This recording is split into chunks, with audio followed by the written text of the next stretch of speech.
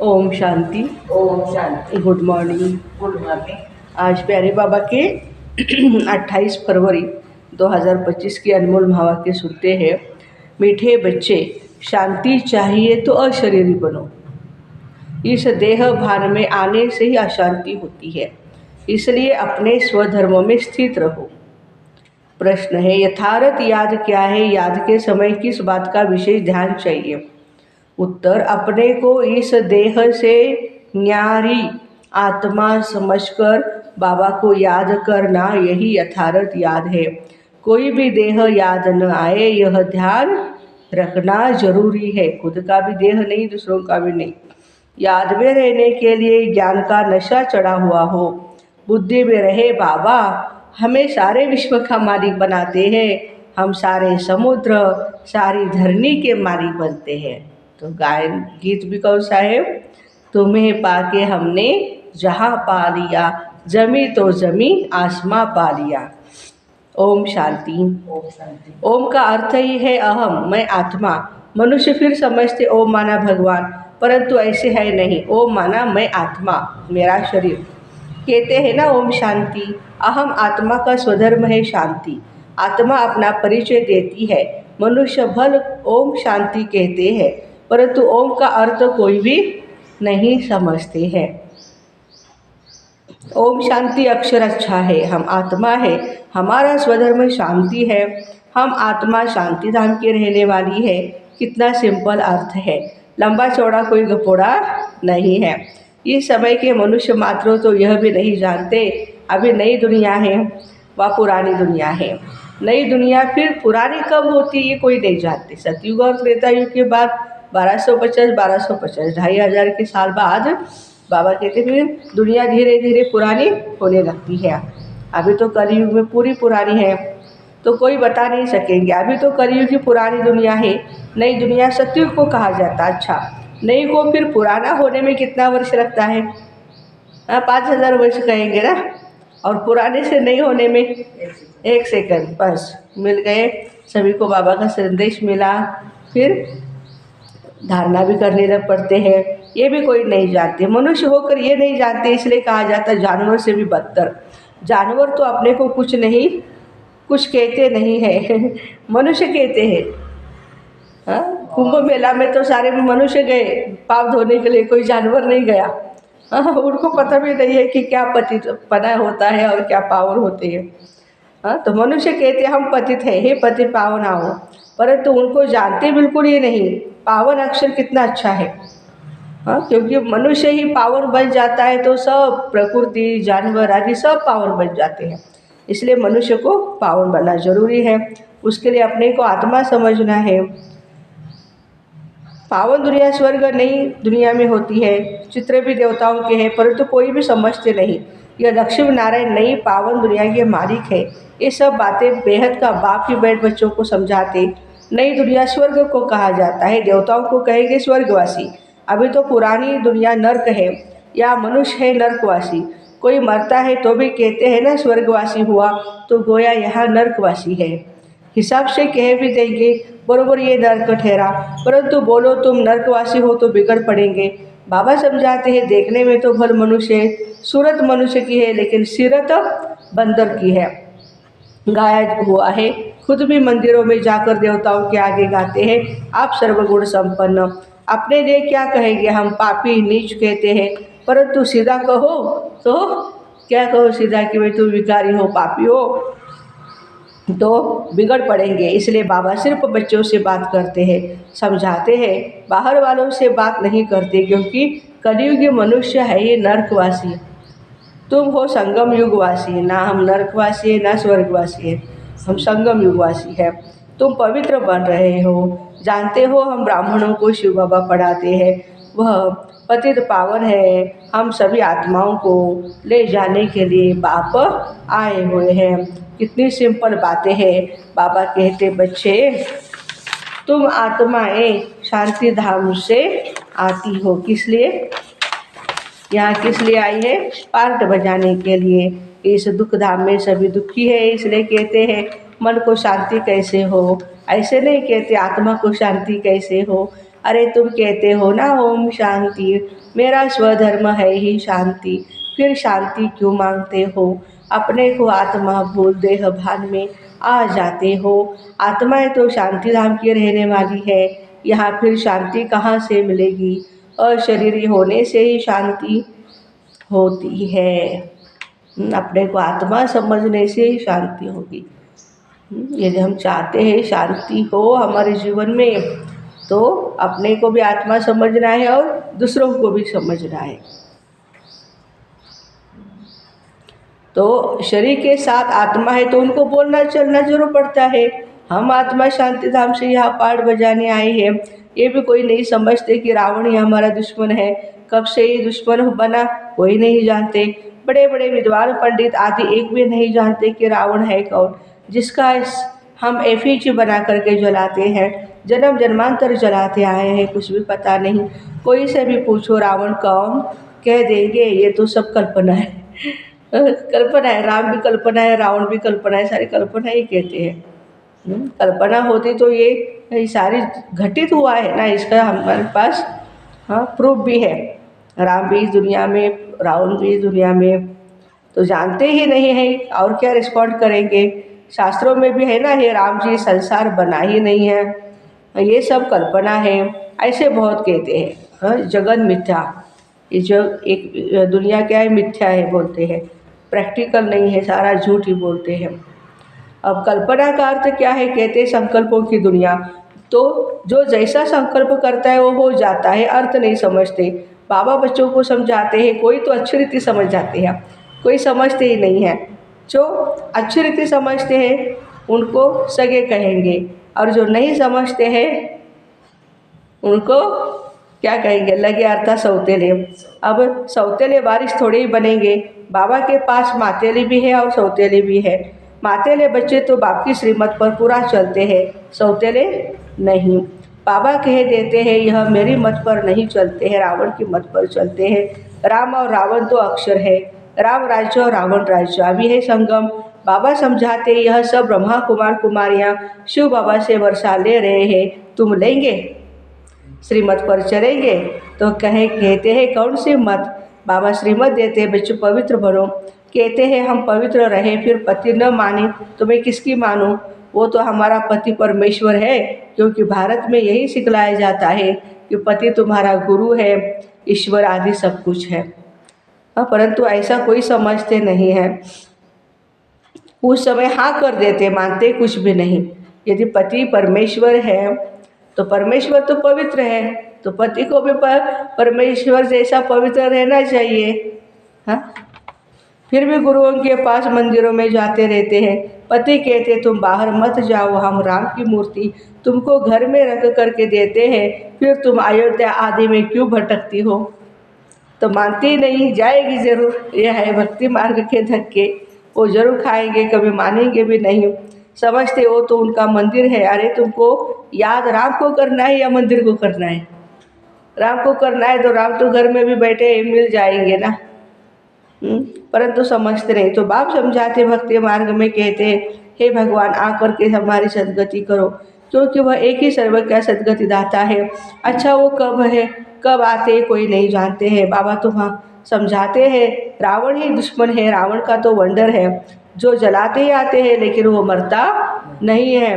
रावण क्या चीज़ है कोई नहीं जानते। अभी तुम बच्चे जानते हो, हमको बेहद के बाप से वर्षा मिलता है। शिव जयंती भी मनाते, परंतु शिव को कोई नहीं जानते। गवर्नमेंट को भी समझाते हो, शिव तो भगवान है, वही कलप कर पाकर भारत को नर्कवासी से स्वर्गवासी बनाते, बेघर से प्रिंस बनाते, पतित को पावन बनाते, वही सर्व के सद्गति दाता है ना। इस समय सभी मनुष्य मात्र यहाँ है। क्राइस्ट की आत्मा भी कोई न कोई जन्म में यहाँ ही है। गौतम बुद्ध, महावीर सभी महारथी इधर ही है, लेकिन उनको भी पता नहीं कि वो हम हैं, हमारी आत्मा ही हो। वापिस कोई भी नहीं जा सकता है। इन सबकी सद्गति करने वाला एक ही बड़ा बाप है, वो आते भी भारत में ही हैं। वास्तव में भक्ति भी उनकी करनी चाहिए जो सद्गति देते हैं। वो निराकार बाप यहाँ है नहीं, उनको हमेशा ऊपर समझ करके याद करते हैं। ऊपर माना परमधाम में। कृष्ण को ऊपर नहीं समझेंगे और सभी को यहाँ नीचे याद करेंगे, कृष्ण को कभी यहाँ याद करेंगे। तुम बच्चों की भी है यथार्थ याद। तुम अपने को इस देह से न्यारा आत्मा समझ कर के बाबा को याद करते हो। बाबा कहते हैं तुमको कोई भी देह याद नहीं आनी चाहिए, ये ध्यान जरूरी है। तुम अपने को आत्मा समझ बाप को याद करो। बाबा हमको सारे विश्व का मालिक बनाते, सारा समुंदर, सारी धरनी, सारे आकाश का मालिक तुम बनते हो। अभी तो कितने टुकड़े टुकड़े हो गए हैं, एक दो की हद में आने नहीं देते। क्यों तुम्हारा विमान हमारे हद में आया, हमारे देश में आया? तो बाबा कहते आने भी नहीं देते हैं। ये वहाँ ये बातें होती नहीं। भगवान तो एक ही है, एक ही बाप है, ऐसे नहीं सभी बाप ही बाप है। कहते हिंदू चीनी भाई भाई, हिंदू मुस्लिम भाई भाई, पर तो अर्थ नहीं जानते हैं। ऐसे कभी नहीं कहेंगे हिंदू मुस्लिम बहन भाई, नहीं, आत्माएं आपस में सब भाई भाई हैं। परंतु इस बात को जानते नहीं। शास्त्र आदि सुनते, सत्य सत्य करते रहते, अर्थ कुछ भी नहीं जानते। वास्तव में है ही असत्य झूठ, सचखंड में सच ही सच बोलते हैं, या झूठ ही झूठ है। कोई को बोलो तुमने झूठ बोला तो बिगड़ पड़ेंगे, तुम सच बताते हो तो भी कोई तो गाली देने लग पड़ते हैं। अब बाबा को तुम ब्राह्मण बच्चे ही जानते हो, तुम बच्चे दैवी गुण धारण करते हो। तुम जानते हो अभी 5 तत्व भी तमो प्रधान है। आजकल मनुष्य भूतों की पूजा बहुत करते हैं, भूतों की याद करते रहते हैं। भूतों को बना पंच महाभूत के शरीर को याद करते रहते हैं। बाबा कहते हैं अपने को आत्मा समझ मामे कब याद करो, भूतों को मत याद करो।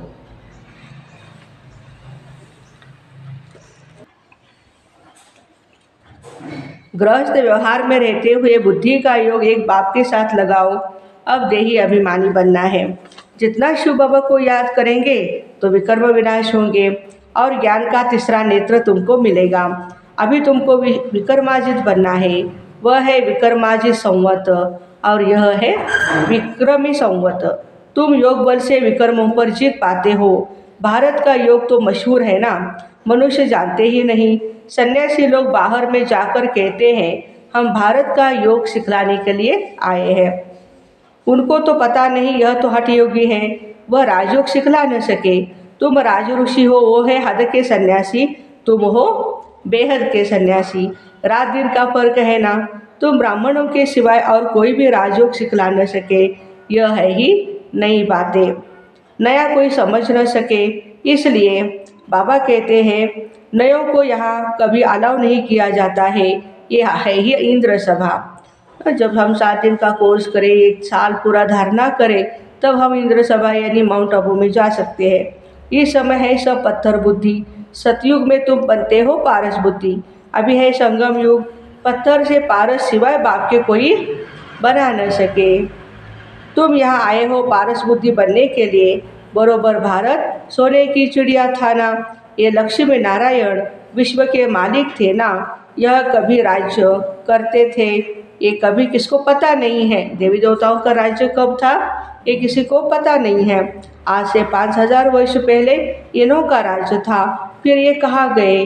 तुम बता सकते हो 84 जन्म हो गए, अभी तमो प्रधान है, फिर बाप द्वारा सतो प्रधान बढ़ रहे हैं। तत्व यह नॉलेज सिवाय बाप के साधु संत आदि कोई भी नहीं दे सकता है। वह है भक्ति मार्ग और यह है ज्ञान मार्ग। कल भी बाबा ने कहा ना, ज्ञान मार्ग में ही सत्संग हो सकता है, सत्य परमात्मा का संग। तुम बच्चों के पास जो अच्छे अच्छे गीत है, तुम्हें पाके हमने जान पा लिया, जमी तो जमीन आसमान पा लिया। तो अच्छे अच्छे गीत सुन करके बाबा कहते तुम्हारे रोमांच खड़े हो जाएंगे, खुशी का पारा एकदम चढ़ जाएगा। फिर वह नशा स्थायी भी रहना चाहिए, कभी रहता है कभी नहीं रहता है नशा। यह है ही ज्ञान अमृत। वह शराब पीते हैं तो नशा चढ़ जाता है। तो बाबा कहते हैं यहाँ यह तो है ही ज्ञान अमृत। तुम्हारा नशा उतरना नहीं चाहिए, सदैव ही नशा चढ़ा रहना चाहिए। तुम इन लक्ष्मी नारायण को देखो कितने खुश होते हैं। जानते हो हम श्रीमत से ही फिर श्रेष्ठाचारी बन रहे हैं। यहाँ देखते हुए बाबा कहते बुद्धि योग, एक बाप और वर्षे को याद करो। अच्छा, मीठे मीठे सिकिलदे बच्चों प्रति माता पिता बाप दादा का याद प्यार और गुड मॉर्निंग। रूहानी बाप की रूहानी, यहाँ देखते हुए भी बाप को याद करो। अच्छा, मीठे मीठे सिकिलदे बच्चों प्रति माता पिता बाप दादा का याद प्यार और गुड मॉर्निंग। रूहानी बाप की रूहानी बच्चों को नमस्ते। हम रूहानी बच्चों की रूहानी माता पिता बाप दादा को याद प्यार गुड मॉर्निंग और नमस्ते। वाह बाबा वाह, शुक्रिया बाबा शुक्रिया। भोलेनाथ बाबा को हम क्या करें? शुक्रिया करें। धारणा के लिए मुख्य सार, विक्रमाजित बनने के लिए योग बल से विक्रमों पर जीत प्राप्त करनी है। यहाँ देखते हुए बुद्धि योग बाप और वर्षे में लगा रहे। ये देखो बाबा कहते हैं बाप और वर्षे का, बाप के वर्षे का पूरा अधिकार प्राप्त करने के लिए मातेला बनना है। एक बाप की ही श्रीमत पर चलना है। बाबा जो समझाते हैं वो समझकर दूसरों को समझाना है। आज का वरदान, दिव्य बुद्धि की लिफ्ट द्वारा तीनों लोगों का सैर करने वाले सहज योगी भव। संगम युग पर सभी बच्चों को दिव्य बुद्धि की लिफ्ट मिली है। बुद्धि सभी के पास है, लेकिन दिव्य बुद्धि माना परमात्मा को जानने की बुद्धि, दिव्यताओं की से संपन्न देवी देवताओं की बुद्धि। इस वंडरफुल लिफ्ट द्वारा तीनों लोकों में जहाँ चाहो वहाँ पहुँच सकते हो। सिर्फ स्मृति का स्विच ऑन करो तो सेकंड में पहुँच जाएंगे, और जितना समय जिस लोक का अनुभव करना चाहो उतना समय वहाँ स्थित रह सकते हो। इस लिफ्ट को यूज़ करने के लिए अमृत वेले माना सुबह 4 बजे से 5 बजे तक का जो समय है, वहाँ बाबा कहते केयरफुल बन, केयरलेस नहीं, केयरफुल बन। स्मृति के स्विच को यथार्थ रीति से सेट करो। अथॉरिटी होकर इस लिफ्ट को कार्य में लगाओ तो सहज योगी बन जाएंगे। मेहनत समाप्त हो जाएगी। आज का स्लोगन है, मन को सदा मौज में रखना ये जीवन जीने की कला है। This is the art of living. मन को सदा मौज में रखो, किसी भी हालत में खुश रखो। अव्यक्त इशारे, एकांत प्रिय बनो, एकता और एकाग्रता को अपनाओ। एकांतवासी का डबल अर्थ है, सिर्फ बाहर का एकांत नहीं, लेकिन एक के अंत में, परमात्मा के अंत में खो जाओ। एकांत नहीं तो सिर्फ बाहर के एकांत होगे तो क्या होगा? बोर हो जाएंगे। हाँ, कहेंगे पता नहीं दिन कैसे बीतेगा।